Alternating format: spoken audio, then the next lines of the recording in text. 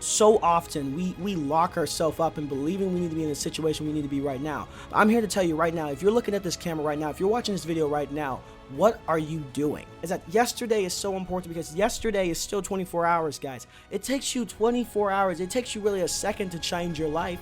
It takes the second that you were thinking a different way to the second you think a different way. It changes overall. Welcome, my name is Titus Rhodes, and this is Young Clarity, a podcast about thinking differently no matter how old or young you are. Whether it's creativity, self-improvement, or even your faith, we talk about it all. Hey, what's going on, guys? Welcome to episode 9 of the Young Clarity podcast. I'm your host, Titus Rhodes, and today, welcome back, guys. Welcome back to episode 9 of the podcast. I'm excited to talk to all of you guys. I'm very excited to talk about this episode. I'm very excited to be in community back with you guys. It's been a minute since we've last spoken. It's been a minute since we've really last spoken. And because it's been so long since I've been back on this podcast to talk to you guys, at least for me, because it's been 2 weeks for me because I've been gone on vacation. All those episodes, you guys enjoyed the story time, the feedback on TikTok, on YouTube, on Instagram was awesome. It's been really great to see the growth in the community that we're slowly building. And I'm so happy to be back. And I have a lot more energy. I'm happy. I really needed the vacay. And now we're back on it and we're here to talk about topic today is progression. And what a change. It's amazing that we're on episode 9. And I want to talk about this because I really want to dive in today because I'm very excited to be here with you guys. Okay, so episode 9 is about progression. Episode 9 is about progression. The episode you're listening right now is what? It's about progression. So we're talking about progression. And I've been thinking about it all weeks, these last couple weeks, because I've been thinking about the change of where I was and the change of who I am today. And I think that everyone here is very interested in themselves. Am I correct? Am I correct that everyone here is interested in themselves? And I'm talking to you guys like an audience because I'm really thinking about how you guys, I'm kind of teaching you guys, and I want to go into that in the future because even now talking about progression, I have so much plans in the future that I've been doing behind the scenes to make this podcast better, to make us better, to grow, to change, to evolve. And I think that today is a big pivotal moment in this podcast career because it's talking about change of today and change of where you were and change of the future. And I think the change of the future is the most impactful thing we can be talking about right now. So as I was saying, I think everyone in this room right now, if you're listening to this podcast, whether you're on YouTube, you're on Spotify, whether you're on Apple Music, all the things that you listen to podcasts to, I think you're very interested in yourself. And I have a question for you. I have a question. I said, what are you doing to make yourself so interested in you? If that makes sense. Now, when I say that, it's kind of odd because I say, what are you doing to make yourself interested in you? It's like, well, I'm just being myself. I wake up in the morning, I walk and look in the mirror, I do all these things, I work on myself. I mean, I care about myself. Why would I not care about myself? But I said, are you not excited for the future of yourself? You know, one thing I've always struggled with for a long time in my life is anxiety. And anxiety has always been this like almost this box that I've encapsulated my life in my very early life because I had such a big fear of who I was going to become. And I really need to focus on who I was right now to be the best I can be when I'm in the future and who I'm going to become, which is a whole different mindset shift. And it requires that. And I want to break that down for you guys when you're doing that in your life and you're in your box where you're trying to figure out who you're going to be. Why don't you focus instead on who you are right now instead of focusing on who you're going to become? Because if you focus on who you are right now, when you become that person, you'll be the person you want to be naturally because you started focusing on who you want to be naturally today. That's where it all starts. That's what progression is about. Progression is not rather looking and seeing in the future of ideas that can help us in the future, but it's more so looking at the futures and steps we can make today to make the future better for tomorrow. And Tomorrowland is a great movie. If you remember Tomorrowland, Tomorrowland is a movie where basically they went to this whole different world. It was basically like the scientific part of tomorrow, and these kids would go on an adventure on it. And throughout the movie, throughout Tomorrowland, throughout really, and we're going to be pivoting between Tomorrowland. I'm thinking of Mr. Robinson, not Mr. Robinson. I'm thinking of the Robinson family, like that movie about those guys who that kid. It was an animated movie. I'm thinking about Back to the Future. I'm thinking about all these movies where we were progressing and how we see the future in the future.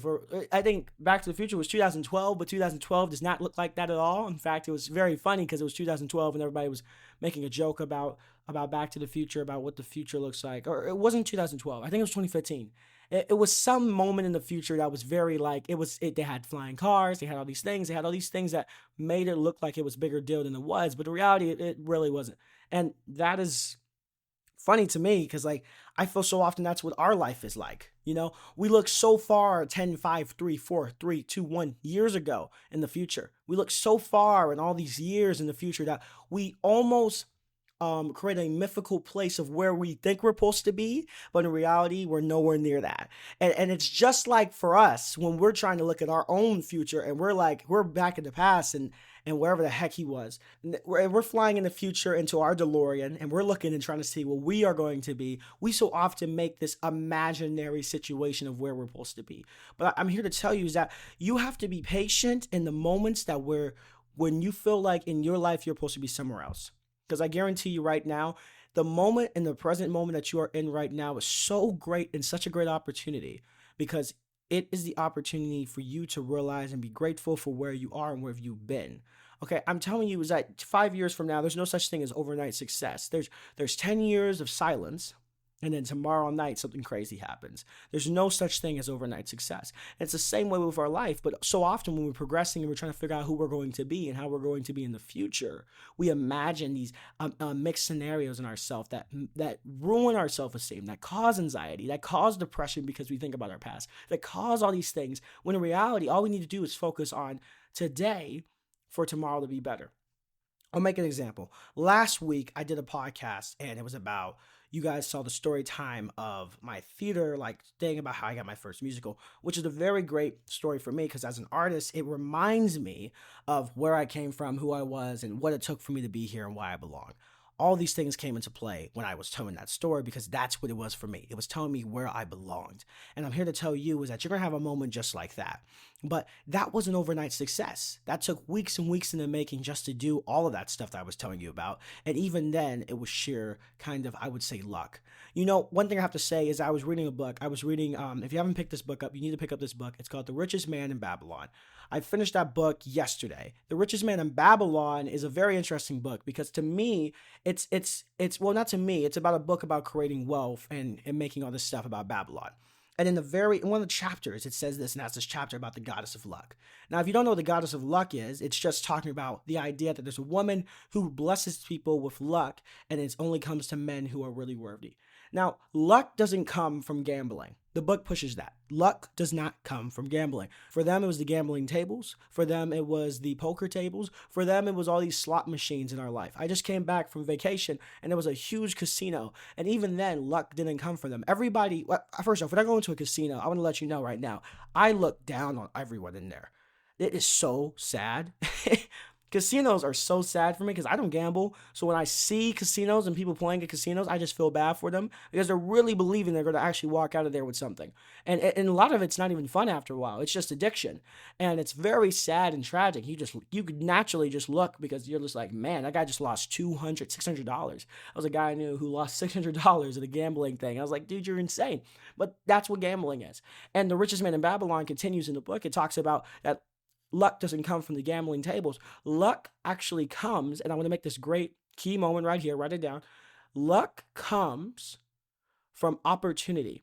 The man who chases opportunity and puts himself in the position of starting today and taking action of his opportunities will get blessed by the goddess of luck. So I'm here to tell you is that just how I was saying progression, how you're trying to focus on the 10 years from now, why don't you focus on today, take action, and maybe you'll get a little bit lucky in the future.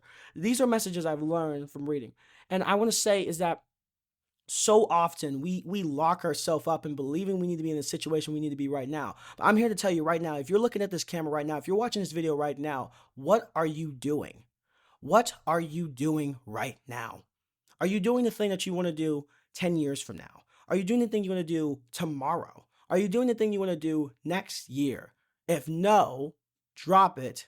Do the thing you want to do next year. Do the thing you want to do tomorrow. Do the thing you want to be doing 10 years from now. Because life is way too short and life has too many opportunities it throws at you for you to sit on your phone and to act like you are progressing. In reality, you are procrastinating. And The Richest Man in Babylon warns of the man who procrastinates and doesn't take opportunity. For the man who doesn't procrastinate will never get meet by the Lady of Luck. And I'm here to tell you that because that is the message of which we need to focus on. Kanye West had this amazing thing. Kanye West had this amazing I love this excerpt of him. And a lot of people, he's a pretty tricky person to talk about because a lot of people don't like Kanye. But Kanye said that, he said, we should have future classes, not history classes, but future classes. Now, I do respect the importance of history, but I also think that history in itself is kind of hard because history in itself can definitely, I'll take this for example. I was in a history class and the guy had a thing on the board and it was talking about racism. And he says, it was like two questions on there. It was like A or B. And the class had to raise their hand and guess whether or not this was the right answer or not the right answer for them. This is what the class thinks collectively, all 21 of us. So I'm in the class, right? It's a question about racism. It's basically like the first A question on there, the first choice of the question of that, will we solve racism, was no, America would never solve it. And then B was there will be a solution. Everybody raised their hand. The majority of people actually said A. And it was very odd because they were like, there's no way to cure racism. Now, I hate this. I hate this idea. Because this idea kind of stems in your mind that there's no solutions to problems. So I raised my hand and asked the teacher, I said, teacher, why is for the answer B, is there the word, there will be a solution? And he was like, what do you mean? I said, I don't think it's too far out of reach. I don't think it's too far out of reach for to solve racism. And and people can look at me and say, oh, I hope you're right. He said that to me. And think I'm like naive or pessimistic or dumb or whatever. But I'm here to tell you is that I'm not naive or pessimistic or dumb or unaware. As a black man in America, I think I understand exactly the state of racism just by living in my day to day. But I want to say right now is that the fact is that we can solve our problems if we start eliminating the will and I'm going to do it tomorrow, and I'm going to view this next year. I'm a bit better, and all these excuses we throw at each other. If we just eliminate the will from our lives and start saying we can make action today, and there is a solution. The solution today to solve racism is stop being racist today. And if that's a hard concept for you to wrap your mind around, maybe when you get a little bit older, you'll understand it. But I'm trying to tell you is that I don't think that it's hard for us to change as a people overall. I think it's just hard for us to realize we have the change in our hands. And that's why the future class is so important, because maybe the future class could be a class about telling people how to be better by just saying, hey, why don't we start doing something that we wanted to do today and work our way up to there and then watch the progression of how we change overall. I was thinking about this podcast and I was looking at my TikTok comments because I always look at my TikTok comments. And I was thinking to myself about TikTok and I was like, TikTok is so amazing, so cool, so innovative, so awesome, packed and amazing. It has a lot of features and I'm meeting a lot of people and it's giving me a great reach for my podcast. The guy wrote in there and he said, why don't you back up? Now, if you notice, if you ever see my podcast, I'm always very close to the camera. I'm very aware. I edit all my podcast clips for everything. I'm very aware of all the editing flaws. I send them. I just do it because I need to post. I post every single day. So it's very hard for me because when I'm bulk posting, it's hard for me just to focus because when I'm editing, I'm not editing a podcast at a time or a clip at a time. I'm editing bulk of it, like a majority of it. So I'll edit 14 clips in one sitting and then post those 14 clips every single day. I am not in the position where I'm very proud of this podcast as of right now. And I'll say that in a sense that I'm a perfectionist and I enjoy things to be a little bit better. And everything you have ever told me or criticized about this podcast, I am very aware I need to fix and change. Now, what am I doing to fix that? Because I just said, hey, I need to take action today. I just moved the angle to take action today.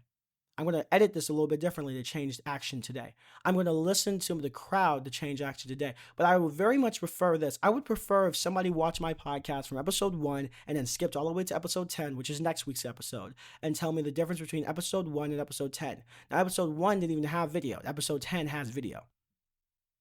I want someone to look at my episode 2 and skip to my episode 11. I want somebody to take a 10 episode difference of where I was right now. And I would prefer if you never watched this podcast, but you took the time to watch the podcast episode 10, episode 20, and episode 30, and watch as we grow over time. One thing I noticed about Joe Rogan is that when I watch his old clips or his old things on his podcast, Joe Rogan, it's really came up. Dude's been doing it since the very beginning, but you can see the progression of moments and the things he did to change himself and put him in the trajectory he is today as the number one podcast in the world. That's the same way you should look at this. Change the way you look at your life. I think everybody should take a progress pic. In fact, I believe I was reading in the book. It was something I believe it was Jim Rohn. Jim Rohn was saying this in his book. He said, take the time to take a picture because a picture is so important. And take time to remember that. I believe it was unchangeable. And the idea is basically this, is that a picture takes a second, but it can last a lifetime. It takes a second to do it, a second to remember, a second to ask somebody, a little bit of awkwardness. But overall, having pictures and videos are way more important than not having them. because ultimately you want to look back and see where you were in the past. And the purpose of history, the purpose of all that stuff is to look at the past so we don't repeat it.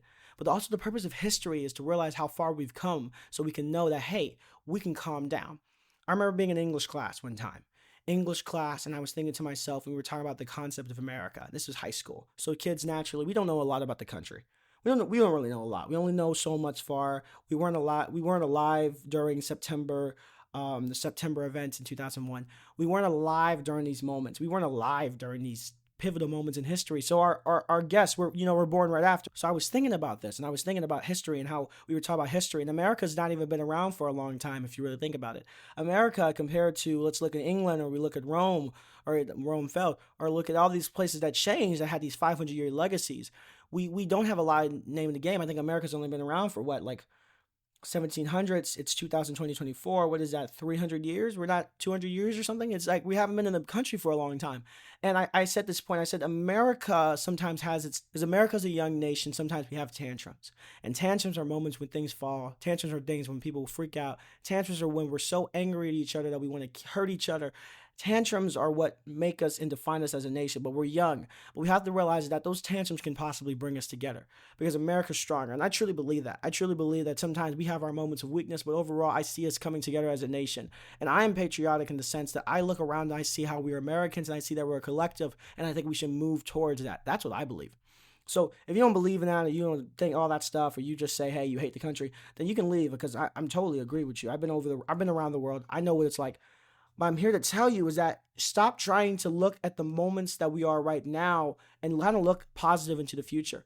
Now, I was watching a video from Patrick Bet-David. Patrick Bet-David, if you don't know who Patrick Bet-David is a podcaster. He's a very influential person. He's done a lot of things. He's an immigrant. He's changed a lot of stuff. And he said this amazing quote that I wrote down in my journal. I want to share with you. He talks about the timeline of change. Now, if you don't know what the timeline of change is basically like a list of different days and times of which are pivotal moments in our change and how we change as people.